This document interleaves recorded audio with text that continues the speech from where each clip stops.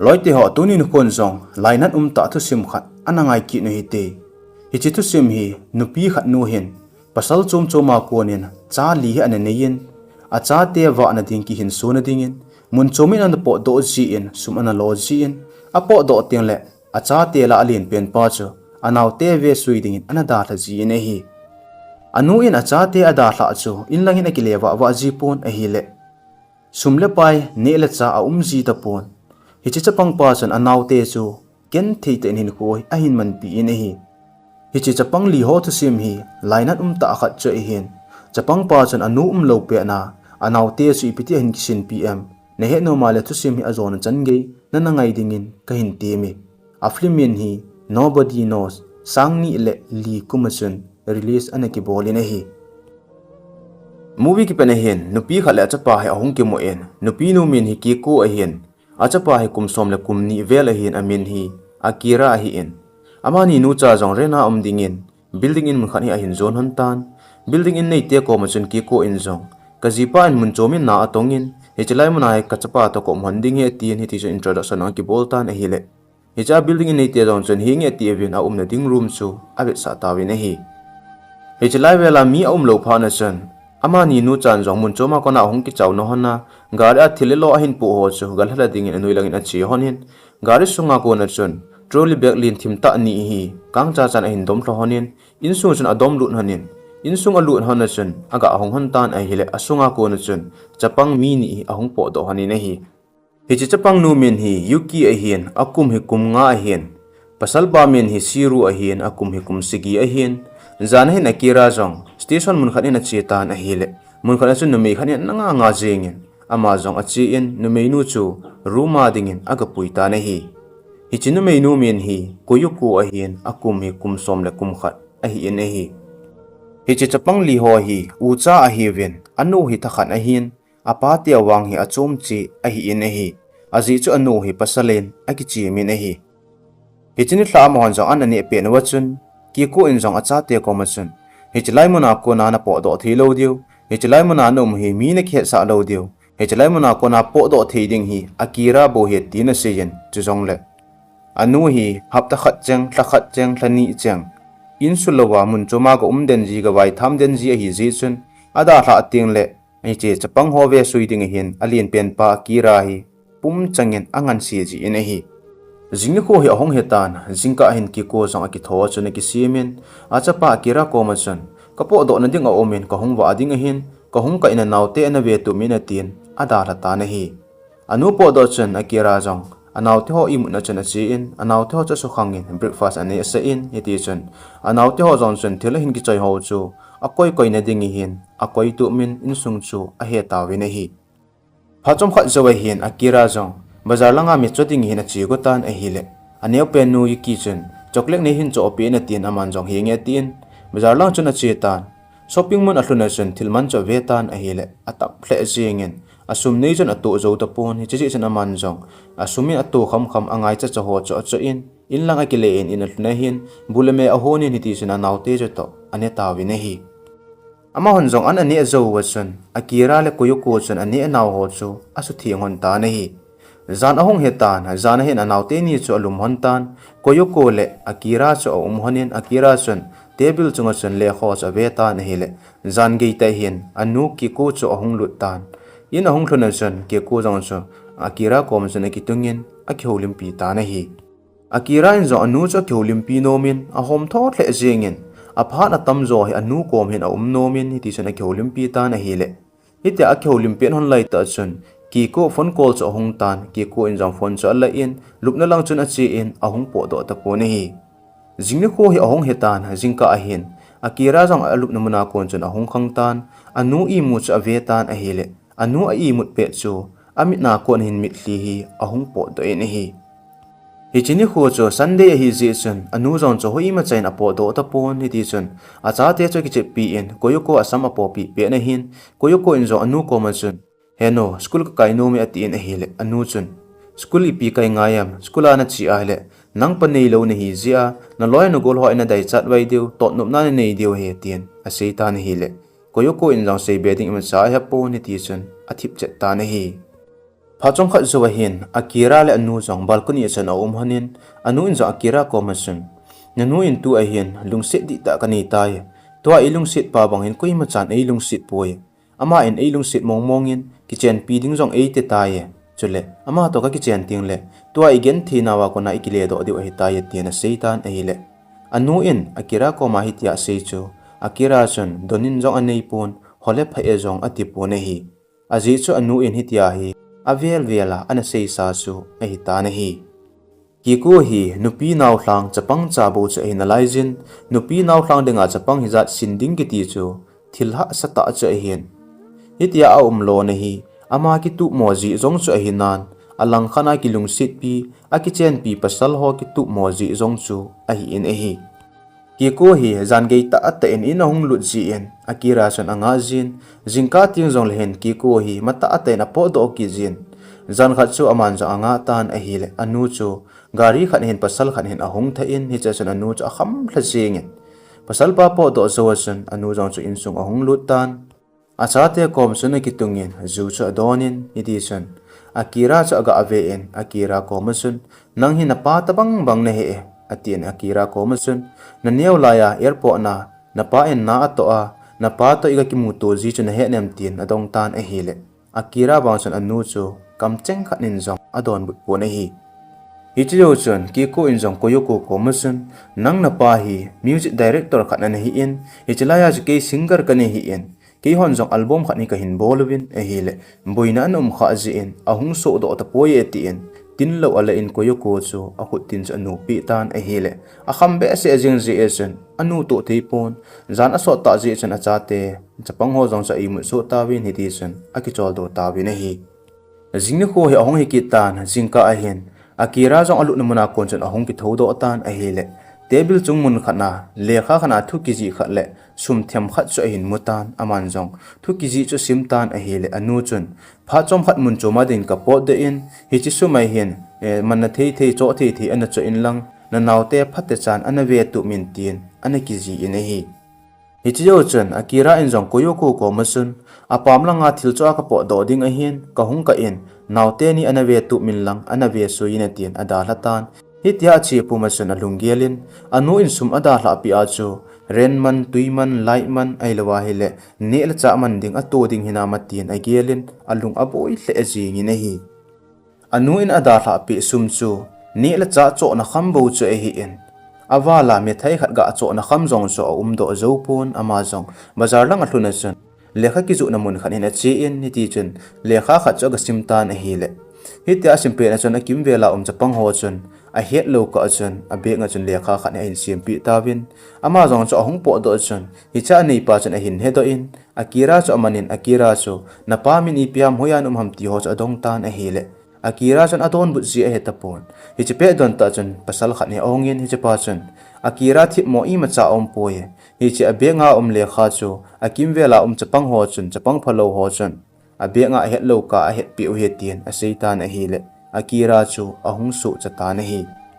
hiti chun pha na che ni hla khat hi akira le Koyoko jong chun akom hana sum chu insung aman cha diu hisab me bol hon tan a hi le akom hana sum cha tom hle jing tan hi chapa chun amanin jong mi khat mi ni cha phone call a bol honin ama ho ko ma sum ki thum ding ati hon tan a hi le Koiman chan a phone call chu ala pi ta pu wi na hi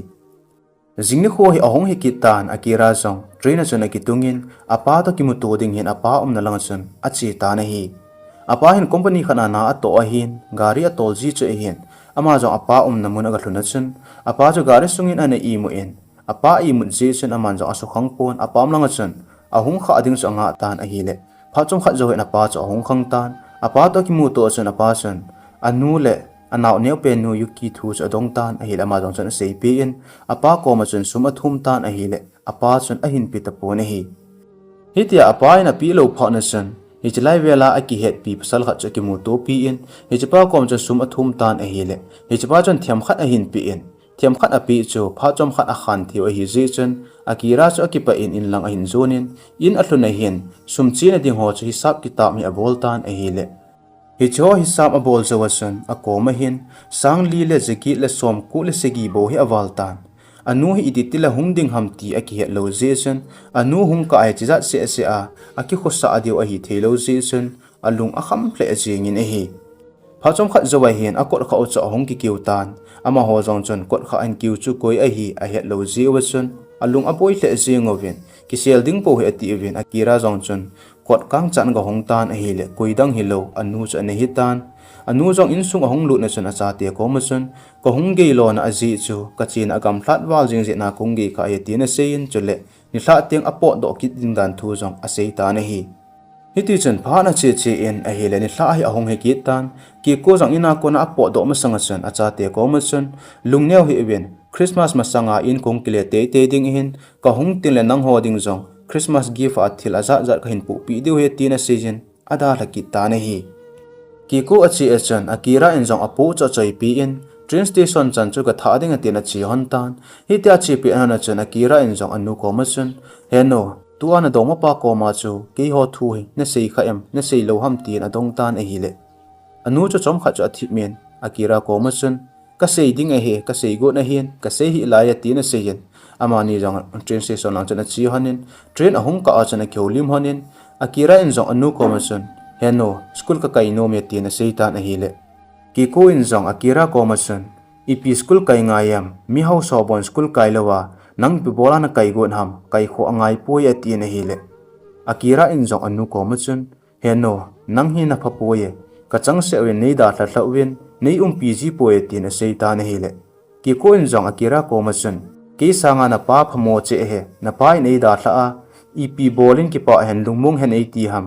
hitia he nang ho ko ma ka hin kho ipiti ka chai jing ding ham tin a sei ta na hi le hi che pe don ta chun a china ding train cho hong tan ama jong akal do in ada thla ding ko na chun ki ko in jong akira ko ma chun lungneu hi en a phat che na sum ka hin thot ji diu he tin a season ada la ta na hi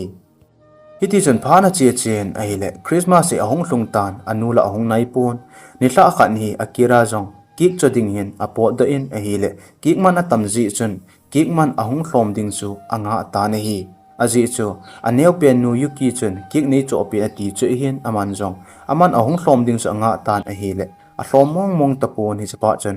aman jong noodle so aman hlom ho chu a chu in hi chun anau te chu ani pi ta na hi ni thla khan hi koyoko mi na hin letter khan hi ahung tan akira jong chon ave tan a hi le aning kha langa chon number khan hi ki pi in hi che number cha ji do in phone call a bol tan a hi le yamato so ki ti no me khan hi na hin le in ama jong chon ima cha sei pon hi ti chan angai tho in a hi le hi che pe don ta chon anu ogi na hin hello ki ti kin cha hin se in phone call chu ahung ki that pai ta na hi hi che chan ama jong alungel an mo hle jengin anau te ho chu room khana ki chi mu che hin kang cha cha na chi en aki chi mu chu aga ve ta na hi jingni kho hi ahong hi ki ta na kira jong bookstore ana ki thopi pa kom chu na chi tan a hi le anu chu Christmas ahong lo chu e tan anu chun hi chapa chu sum a hin thana ama ko ma ana kila adiwa chu a sei chu hi in hi chapa jong chun ka na hian anau tho min chu a ji in ka sunga chun sum iza jan ham chu a het pi in a hin pi tan a hi le ama jong chu in langin a hin ki chen anau tho chu amin a ki ji che chu pi tan anau tho ko mu chun ipi na ki chu adiu ham tin a dong tan a hi le aneu pen nu yi ki chun ki chep na dol ka ki chu ading he tin a sein siru chun ki chep na trak ka ki chu ading he tin a sein alin te ni chun a sei hon pun koyoko in jong akira ko mu chun ipi na ki chu ading ham tin a dong tan a hi le ki chu ading chu a sei ta na hi ama hola aneu pen nu yuki about day hi January hla choi hi in yuki in jong koyoko ko ma chun ka ba day ni khoting le he no to ki muto a railway station a ka chi ding he tin a sei tan a hi le koyoko chun hi chi a sei chu za da in itlai mona kon apo do ding chu a phal mong pon a hi le akira chun apam langa ki su hal to kuma pui do ding a ti ni chini kho chun ni ki chu apam langa ding a ki kut pi ni ti chun apo do tan a hi le yuki aniawa ko na apam lang mu khalo hi chini ko amu chu ki dang jong a se in nom jong a sa hle jingin aki pa te jingin hi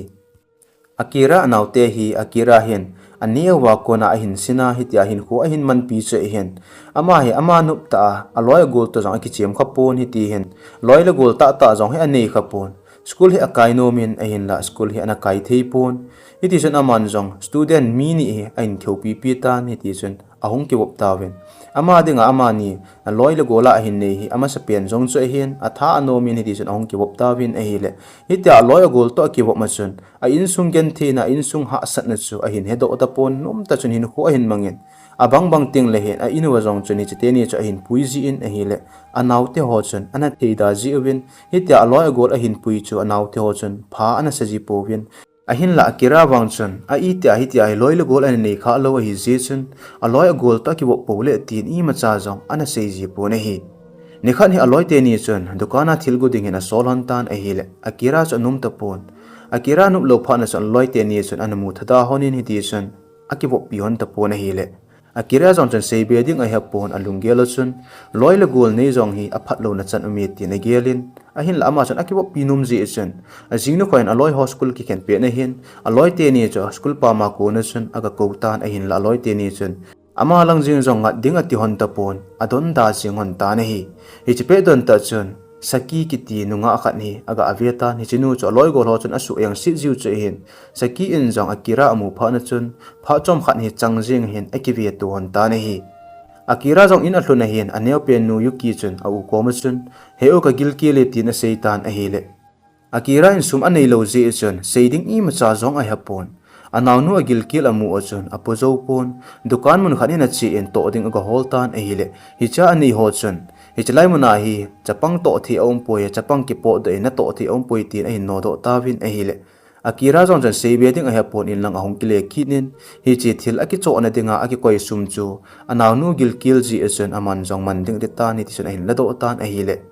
anu ya nu koyo ko yong chun hi chi sum anu in a hin thot dana ki sei chu a hin la do in a upa akira chu apiki nin hi chi sum nei pi hi he no in a hin thot na ti wanga he no in ei thot nei poi nang in ei pi he tien anaw te jong chun in sung again thei danu ala a sat danu ai lawa hele aki tho pi deu a lo a hi dan chu abon chawa chun chapang cha cha a hi wangwa chun a hin he chen ta wi ne hi hi chi pha an chun akira in jong anaw te chu a I tia apam langa thakana apo do pi kha lo chong le anaute chun apam lang amu kha be se lo a hi je chun aman chong sum chu apo eni ti chan anaute abon chawa chun apam lang chun ahong po do tawin a hi le anaute jong cha thaw nom thei le jing win hi ti chun ki pa ta na po do win storin jong a chi ewin ne ding aza za na hin ki cho win in ahong kle ki tawin a hi le in ahong hlona hin akira hi ki pa na chom cha lunggel nup mo na boi na in alo dim pai ki ta na hi aji chu alai bil man jong api lo jong le tui man jong api lo ji osun atui jong abo tan pi ovin alai khaw jong ache tan pi ta wi ne hi jingni kho he hong hi ki tan ama ho jong von ho sop ding tui khai ding hin mun gam thim tai na chi ta win hi cha chun ama sa school in koma anaki vet to pi nu saki kitinu so hong tan ama nu chun a hin hovin ni ti chun a kyolim pi in loi khan hi ahong hi hon tan in lang akile awe hen aman jong saki chu in a hin pui tan saki jong in sung alu na chun in sung chu a chak phla jengin abing te tu jengin chu jong le a fri sunga jong chun I ma cha pon ne ding jong a pon a hi le migen thei ta dingin a gelin phachom khat jawen saki in jong akira ko masun nanu iti ten hong kile ding ham tin adong tan a hi le akira en ka he poye iti te hong ding ham ahong lo aki he poye tin a sei ta na hi alang khana in nei nu chen nu nunga nu chu akira te na ruman lading hin a che tan a hi le ko na in sunga chapang ho amu achun ama jong chun sum cha thum ngam ta pon hi ti chun in sung jong lut ta lo chun ada la pai ta na hi nikha in hi ama ho u chala neu pen nu yuki chu ta sa dam mo na hi ahung vei tan suni hlum chun ahung ki jam tho tan saki in jong ama ho condition a het chit pha na chun a ki thopi num hle jengin nikha ni akira ko ma chun ka ki thopi de he ati en dating app si ki download nin hi cha chu mi ta ki mu to a hele sum amu di che hi en ti chan amani jong a chi honin akira in jong apam lang chun anga en ama jong chu pasal kha to ong ki mu to in ti chun akimu to zo han chun sum cha hin bitan hi chi sum chu saki jong chun akira cha bitan a hi le akira chun thil phalawa ki mu a hi a he ji chun hitia sum ki mu chu ka dei poye tin ki la lawa chun in lang zonin a chi ta na hi hicha ko na chan amani jong akivok hon tapon akira in jong ne cho na ding jong sum jong anei tapon ne ding jong a tapon gilkil dang cha thu bumen a u cha wa chun hin ko in mang tawin a hi le ni khat ni siru chan akam cho hlai jengin akira in jong ipina hlai ham tin adong tan a hi le siru jong chan hin sit tan a hi le thildang hilo le kha an hi na hi akira en anaupa in hi ta le kha atlai amu achun seiding I macha zong a hapon apon a hle jingin cheng kha cheng ni anei cha chom khomin dukanin a chi in ne ding hi acha in anaute cha choi pi na ne se in hi chin kha ne diu cha nan a hin la jingnu kho hung hen lang hi le ep ani awa hoya sum ala wa ni de ki cho de hoi tam cha gelin a hi le akira chu alungel he nom thei mong mong tapon apam lang hin apo do ta ne hi ni hla hi ahong he tan ama zong in langin ekile tan a hi le anau aneu pen nu yuki chu tona kon in anikile hla in khoi helowin anom tan zan hen ama zong pco in a chi in sum chang khat anei chu ale lunin ni ti chun koyam khat chu phone call bol tan a hi le phone chu hong kirisimin aman zo amina sei chun amin aza chun ba chun phone call cha in that pai tan a hi le avela call ki ding zong sum anei ta lo ji chun ama ding lampi dang om ta pon hi ti chun lungel no mo ta in Lokizu namun khanin a chi in loman atam to aman la sum anei pon a cho na di anei lo anaw nu anat na lel chi chun aman jong a hin khwa a bol nom lo gu cha cha hin bolin lo cha hin go in a hin jam pi ta na hi jingni kho hi ahong hi ki tan chapang nu yu ki jong ata sadam do zo to lovin chapang cha a hi wangin leisi na gen thein a tho khop se nen athi ta na hi hitia anaw nu thi pha na chun akira in jong shading bowling I macha he thiam thei ta pon a hlo he anang kang ding bo he tan apam langin apo the in ki thopi na thum ding atin a hi le mi avet zo se jong koi macha ave povin adon da jing ovin a hi le alungel nom thei mong mong pon hi pa chana ma jong saki komin a se kinin saki ko ma chun ki thopi na thum tan a hi le saki jong chun ki thopi ne sum izan ham a hin pe in hi chi sum chu hin ki chai aman jong chocolate tam ta pi hi anaw nu yuki ding chun a cho pi ta na hi aji chu anaw nu dam lai chun anaw nu in hi chi ta bang chocolate kho hi ana du in hi ama jong in aga hlung tan hi le in atlun hin letter khan in muki tan anu ki ko chun a hin tho chu hin hi cha chun sum tam ta pi jong a no min a hin la thil zo si akilet nung awai ge nung a hi ta ji chun ama in hi chi anu in hin tho sum chu I ma cha ding ati ta pu na hi zan ahong he tan akira in jong saki cha ki kovin hi chlai in ahong lu nowa anaw nu ahong ki het na beng asun anaw nu athilong chu a heng lu honin ni ti chun zan hen apam lang in a son do honin mun thip la mi lo na wadung pan mu khanai hin le alai honin ni chun anaw nu chu avui honin avui zo hona chun khuwa achan hichlai mun chun anaw nu thilong chu a hin to pion ta na hi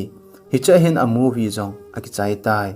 loite ho tu ni thu simu chun nalung sung ato kha lo ham ato kha le komenan in seiding in ka hin ti mi thusim azona chan en ngai zo sin a bon chau chun ki pa thu kain sein thusim tha ahung ki taka asin ananga jingoi te